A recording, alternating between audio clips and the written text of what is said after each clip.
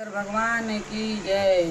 शंकर पार्वती के चरणों में प्रणाम और लीलम दीदी हरिंदर भैया के चरणों में प्रणाम। गुरु रैना गुरु भैया के चरणों में प्रणाम। हमारा प्रणाम स्वीकार होके मैं शिव चर्चा लेके आई हूँ और पूरा गाना सुनना, लाइक करना, सब्सक्राइब करना, अपने दोस्तों से शेयर करना, पूरा गाना सुनना।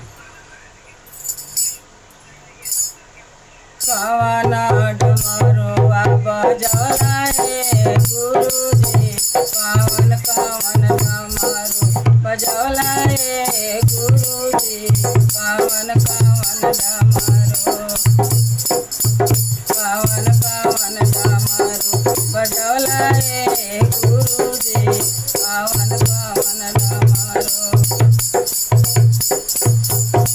कवन कवन डमरू बजौला रे गुरुजी, कवन झूना झूनावा बजौला रे गुरुजी, कवन झूना झूनावा।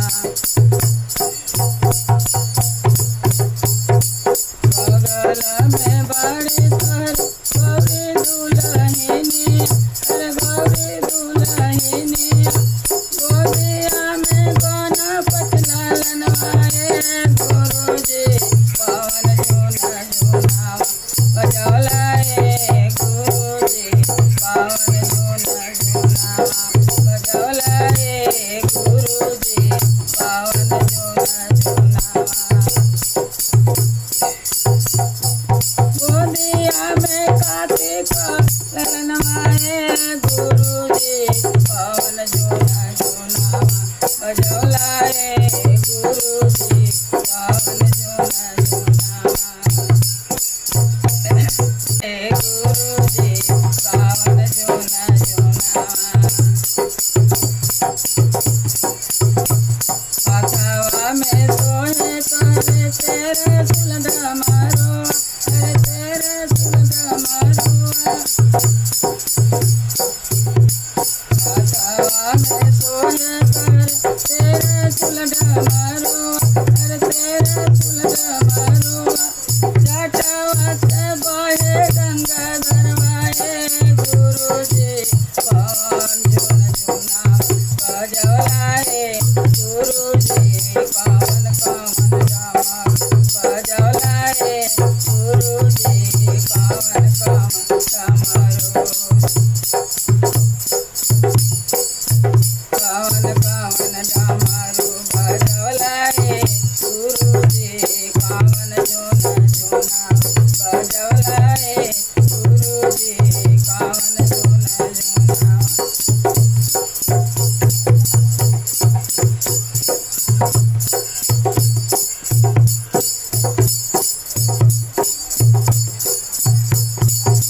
पवन झूना झूनावा बजौला रे गुरुजी, पवन झूना झूनावा।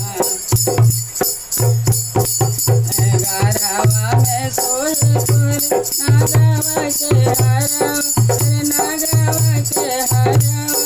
गारवा में सोहे पुर नागवा के हरवा, अरे नागवा के हरवा।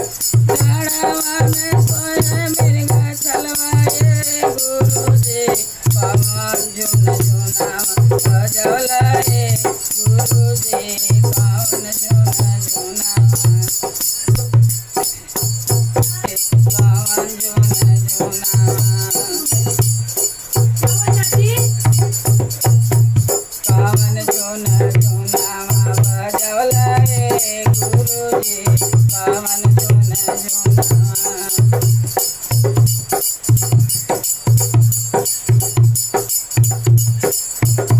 जाया बेचारा तारे गोदिया में सोहेली, अरे गोदिया में सोहेली। अंगवा में भभूति रमौला रे गुरुजी, पवन झूना झूनावा बजौला रे गुरुजी, पवन झूना झूनावा बजौला रे गुरुजी,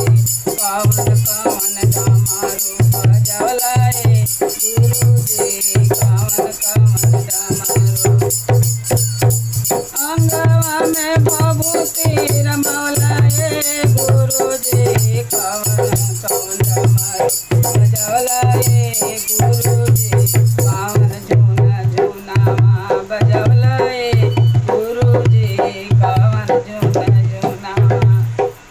बोलो शंकर भगवान की जय। पूरा गाना सुनना, लाइक करना, सब्सक्राइब करना।